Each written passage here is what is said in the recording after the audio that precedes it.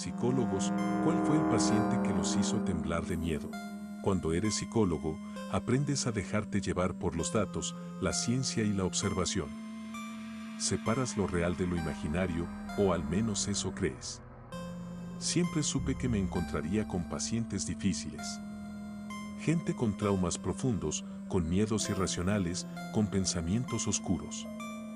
Pero nada me preparó para conocer al hombre del cuaderno negro. Lo recuerdo con total claridad. Era una tarde fría, de esas en las que el viento golpea las ventanas y el cielo parece que va a desplomarse.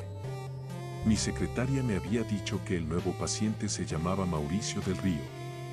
No sabía mucho más sobre él. Había pedido la consulta con urgencia, alegando que era una cuestión de vida o muerte. Había algo en su voz que me inquietó, un tono grave, casi monótono, como si las palabras le pesaran demasiado. Cuando entró al consultorio, no pude evitar sentir un escalofrío. Era alto, delgado, de unos 40 años, con el rostro demacrado y unas profundas ojeras que le daban una expresión casi cadavérica. Pero lo que más llamó mi atención fue el cuaderno que llevaba bajo el brazo.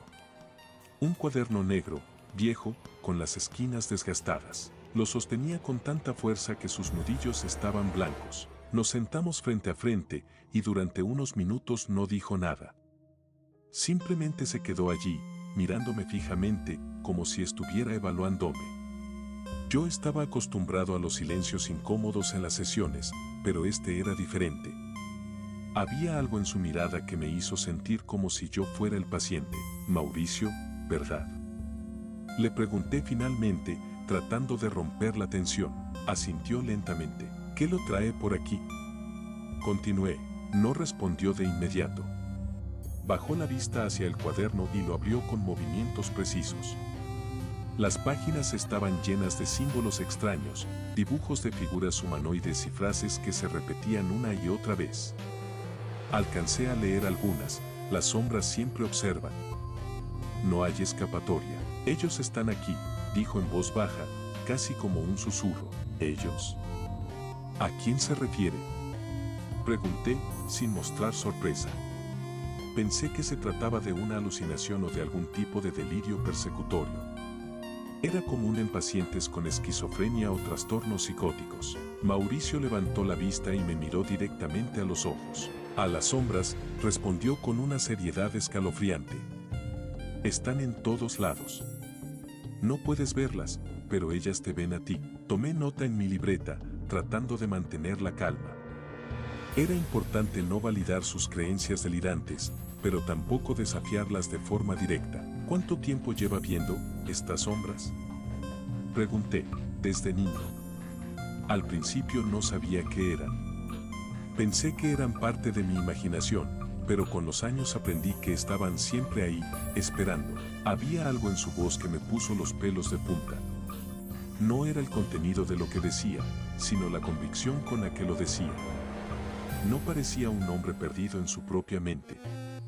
Parecía alguien que había visto cosas que otros no podían ver. Las sesiones siguientes no hicieron más que aumentar mi inquietud.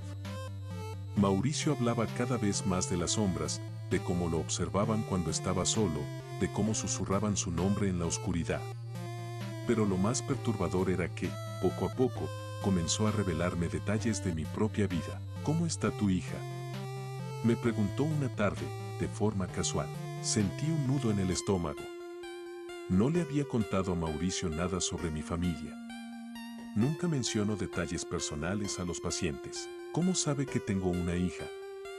Le pregunté, tratando de sonar tranquilo. Ellas me lo dijeron. Las sombras saben todo sobre ti. Durante un momento, no supe qué decir. Era imposible que supiera eso, pero su expresión era de absoluta certeza. A partir de ese día, empecé a tener pesadillas. Soñaba con figuras oscuras que se movían en los rincones de mi habitación, con susurros que me llamaban por mi nombre. Me despertaba en medio de la noche, sudando, con la sensación de que alguien me observaba desde la sombra más cercana. Lo peor ocurrió una noche después de una sesión especialmente tensa. Mauricio me había mostrado uno de sus dibujos, un símbolo circular rodeado de líneas cruzadas, algo que me resultaba vagamente familiar pero que no podía identificar. Me dijo que era una marca que las sombras dejaban en aquellos que querían llevarse. Esa noche, al llegar a casa, lo vi, dibujado en la puerta de entrada, con lo que parecía ceniza o polvo oscuro, estaba el mismo símbolo. Miré a mi alrededor, esperando ver a alguien, pero la calle estaba desierta. Con el corazón latiendo descontroladamente, limpié la marca lo mejor que pude y entré a la casa. Desde ese momento, mi vida se convirtió en una espiral de paranoia. Los ruidos en la casa parecían amplificarse, las sombras se alargaban de forma antinatural y siempre sentía que alguien o algo me estaba observando. Finalmente, decidí referir a Mauricio a otro especialista. Necesitaba distanciarme de su caso, recuperar la cordura. Pero el miedo no se fue. Incluso ahora, años después, a veces encuentro ese símbolo en lugares aleatorios, en una ventana empañada, en el polvo de una estantería, en la pared del consultorio. Siempre lo borro de inmediato, pero la sensación de ser observado nunca desaparece del todo. He llegado a aceptar que tal vez hay cosas que no entendemos, cosas que se ocultan en los rincones oscuros de nuestra percepción. Y cada vez que veo una sombra alargarse en una habitación vacía, me pregunto si Mauricio tenía razón. ¿Y si las sombras siempre están ahí, observándonos, esperando el momento adecuado para revelarse? Si te está gustando, suscríbete. Ser psicólogo me ha enseñado que la mente es capaz de construir realidades sorprendentes, algunas tan detalladas y vívidas que a veces se vuelven difíciles de distinguir de lo que llamamos realidad. Los pacientes con alucinaciones suelen describir experiencias aterradoras que desafían la lógica, pero lo que me ocurrió con esta paciente fue algo que jamás había esperado presenciar. Aún hoy no puedo mirar un espejo sin sentir una sombra de ese miedo que me persigue desde entonces. Su nombre era Valeria. Era una mujer joven, de unos 25 años. Había llegado al consultorio con un diagnóstico previo de trastorno disociativo, aunque su madre me advirtió que los síntomas habían empeorado. Durante la primera sesión, Valeria parecía retraída, con los ojos constantemente clavados en el suelo. Respondía con monosílabos y evitaba cualquier contacto visual. No fue hasta que mencioné los espejos que levantó la mirada de golpe, como si le hubiera leído la mente. ¿Por qué mencionó eso?, preguntó con voz tensa. Le expliqué que había revisado su historial, en el cual se mencionaba que tenía una obsesión con los espejos. Parecía temerlos, pero también los necesitaba de alguna forma. Valeria me observó con una intensidad que me incomodó. «Ellos no quieren que hable de eso», murmuró. Fruncí el ceño. «¿Quiénes son ellos?». Ella se quedó en silencio por un momento. Luego, después de unos segundos de vacilación, me dijo algo que me dejó frío. «Los otros. Los que viven en el reflejo». Al escuchar eso, pensé que se trataba de una forma de personificación, tal vez una manifestación de su trauma. Traté de indagar más, pero Valeria cerró el tema con un susurro apenas audible. «Si hablo demasiado, se enfadan». Las siguientes sesiones fueron un lento descenso hacia lo desconocido. Valeria me explicó que desde niña había sentido que su reflejo tenía vida propia. No era como el reflejo de cualquier persona normal, no se limitaba a copiar sus movimientos. Según ella, había momentos en los que su reflejo se detenía por completo o se movía antes de que ella lo hiciera, como si estuviera desfasado en el tiempo. Al principio pensé que eran simples delirios, una construcción de su mente fragmentada. Pero la forma en que lo describía era demasiado detallada, demasiado consistente. Hablaba de la otra Valeria como si fuera una entidad con intenciones propias, alguien que vivía en el espejo y que sabía cosas que ella no podía explicar. «A veces me habla», me confesó una tarde. «Me dice cosas que no quiero saber». «¿Qué clase de cosas?», pregunté, anotando en mi libreta. «Secretos. Cosas sobre otras personas. Cosas que solo puedo ver cuando ella me las muestra». Le pedí que me diera un ejemplo. Valeria dudó por unos instantes, como si temiera traicionar a alguien invisible. Finalmente, bajó la voz y me contó algo que me dejó helado. «¿Recuerda a la señora de la recepción?», preguntó. Asentí. «Ella está enferma. Muy enferma. La otra Valeria me lo dijo. Me mostró cómo sus órganos están fallando por dentro». Aquella afirmación me pareció absurda. La recepcionista, aunque mayor, siempre había gozado de buena salud.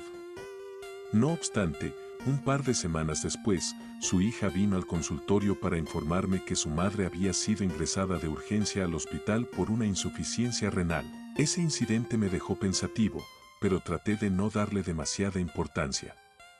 Sin embargo, las cosas comenzaron a tornarse más inquietantes. Valeria llegó un día con un pequeño espejo de mano envuelto en un paño negro. Lo sostuvo con cuidado, como si se tratara de un objeto sagrado o peligroso. ¿Podemos usar esto en la sesión?, me pidió. ¿Por qué? Quiero que vea lo que yo veo. Acepté con cierta reticencia. Colocó el espejo sobre la mesa que nos separaba. Era un objeto antiguo, con un marco de plata ennegrecida por el tiempo. Durante varios minutos no ocurrió nada. Valeria se limitó a mirarlo fijamente, sus labios moviéndose en un murmullo apenas audible. Yo observaba con curiosidad, esperando algún tipo de reacción, hasta que sucedió algo que no puedo explicar. El reflejo en el espejo parecía incorrecto. Al principio pensé que era un efecto óptico causado por el ángulo de la luz, pero no. Valeria estaba inmóvil, pero en el espejo, su reflejo parecía moverse ligeramente, como si respirara de forma independiente. Me acerqué más para examinarlo. Fue entonces cuando el reflejo se giró, mirándome directamente a los ojos. Mi sangre se congeló. Valeria seguía mirando el espejo, sin mover un solo músculo, pero su reflejo me sonreía. Retrocedí bruscamente. ¿Lo vio?, preguntó Valeria, como si supiera exactamente lo que acababa de ocurrir. Creo que fue una ilusión óptica, balbuceé, tratando de recuperar la compostura. No es una ilusión, replicó ella. Ahora también te han visto. No sabía qué responder. Terminamos la sesión poco después, pero desde ese día las cosas comenzaron a empeorar. Empecé a notar pequeñas anomalías en mi propia casa. Los espejos vibraban levemente, como si algo quisiera salir de ellos. A veces, al pasar frente a un espejo, tenía la sensación de que mi reflejo no se movía al mismo tiempo que yo. Una noche, mientras me cepillaba los dientes, vi claramente a alguien detrás de mí en el espejo. Cuando me giré, no había nadie. Las sesiones con Valeria se volvieron más intensas. Ella afirmaba que los otros estaban cada vez más presentes. Me advirtió que no debía mirarlos directamente, que si lo hacía, podrían cruzar al otro lado. Yo intentaba racionalizar sus palabras, pero en el fondo comenzaba a dudar de mi propia percepción. La última vez que la vi, Valeria estaba pálida y nerviosa. Me entregó el espejo envuelto en el paño negro. No puedo quedármelo más, me dijo. Ahora es tuyo. Ellos te eligieron a ti. Intenté rechazarlo, pero ella insistió. Lo dejé en el consultorio, pensando que era parte de su proceso de transferencia psicológica. Pero esa noche, en sueños, vi algo que no olvidaré jamás. Estaba en una habitación llena de espejos, todos reflejando sombras que susurraban mi nombre. Una de esas sombras se acercó al cristal y en el momento en que extendió una mano hacia mí, desperté sobresaltado. Desde entonces, he cubierto todos los espejos de mi casa. No sé qué fue lo que realmente ocurrió con Valeria, pero sé que no era algo meramente psicológico. A veces, en las noches más silenciosas, oigo esos susurros de nuevo. Y cuando paso frente a un espejo, evito mirarme directamente, porque sé que si lo hago, ellos estarán esperando. Siguiente historia. Los casos con niños siempre son complicados. Su percepción de la realidad aún está en formación, sus miedos suelen ser desproporcionados y muchas veces es difícil diferenciar lo que es un trauma profundo de una imaginación hiperactiva. Pero el caso de Andrés fue diferente. Desde el principio, algo en su comportamiento me hizo sentir que había una verdad oscura detrás de sus palabras, una que nunca podría entender completamente. Todavía, a veces, siento que esos susurros que él describía continúan resonando en mi mente. Andrés tenía 8 años cuando su madre lo trajo a mi consultorio. Era un niño delgado, de ojos grandes y oscuros, con una expresión que no se correspondía con su edad. Parecía siempre alerta, como si estuviera esperando que algo terrible ocurriera en cualquier momento. Su madre, visiblemente preocupada, Me explicó que desde hacía meses Andrés tenía pesadillas recurrentes y que hablaba solo, especialmente por las noches. Dice que tiene amigos imaginarios, pero lo extraño es lo que menciona sobre ellos, me comentó durante la entrevista inicial. ¿Qué tipo de cosas dice? Pregunté, anotando en mi libreta. Habla de personas que están muertas, nombres que nosotros no conocemos, pero que él dice haber oído en la casa. Eso captó mi atención. Aunque los niños suelen inventar historias, el hecho de que mencionara personas fallecidas no era algo común. Decidí comenzar con una sesión individual para evaluar a Andrés directamente. Al principio, fue reservado. Evitaba mirarme a los ojos y se mantenía callado, jugueteando con sus manos. Sin embargo, cuando le ofrecí una hoja de papel y lápices para que dibujara, su actitud cambió. ¿Qué te gustaría dibujar, Andrés? Le pregunté con una sonrisa. Él me miró fijamente por unos segundos y luego dijo, a ellos. La respuesta me dejó desconcertado, pero no lo interrumpí. Comenzó a trazar líneas rápidas en el papel. Lo que emergió de su mano era inquietante, figuras humanas de rostros deformes, con ojos completamente negros. Estaban de pie en un círculo, rodeando lo que parecía ser una puerta o un umbral. ¿Quiénes son ellos?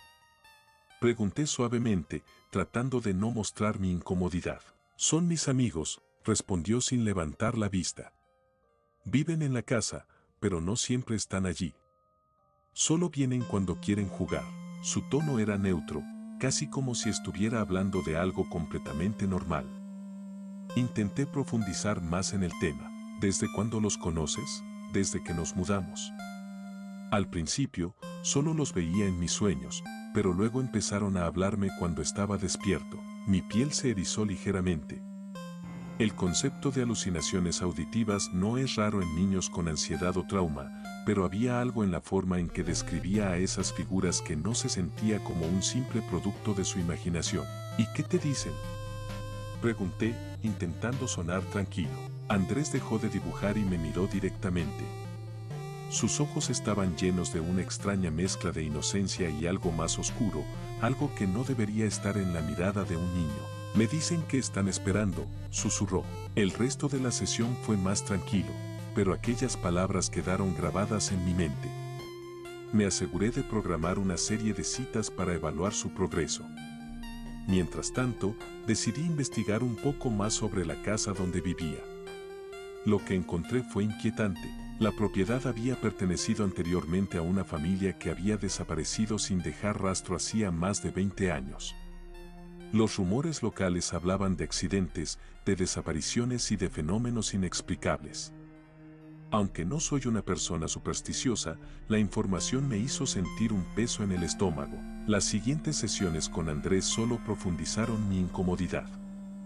Sus dibujos se volvieron más detallados, mostrando a las figuras con rasgos cada vez más definidos. A veces, describía situaciones que parecían sacadas de una película de terror, puertas que se abrían solas, voces que lo llamaban desde los rincones oscuros de su habitación, sombras que se deslizaban por las paredes. Una tarde, mientras hablábamos, Andrés se detuvo en medio de una frase y miró hacia la esquina del consultorio. Frunció el ceño, como si estuviera escuchando algo que yo no podía oír. Andrés, ¿todo bien? Le pregunté, siguiendo su mirada. No respondió de inmediato. Luego, muy lentamente, dijo, ellos están aquí. Vinieron a verte. El aire en la habitación pareció volverse más denso. Me reí nerviosamente, intentando romper la tensión. ¿Y qué quieren? Solo mirar, susurró. Después de esa sesión, las cosas comenzaron a cambiar para mí. Empecé a tener extrañas experiencias en mi casa. Por las noches, oía susurros que parecían provenir de ninguna parte. A veces, al apagar las luces, veía sombras que se movían en los rincones, como si alguien estuviera observándome desde la oscuridad. Intenté racionalizarlo, diciéndome que eran solo sugestiones provocadas por el caso de Andrés. Pero la situación empeoró.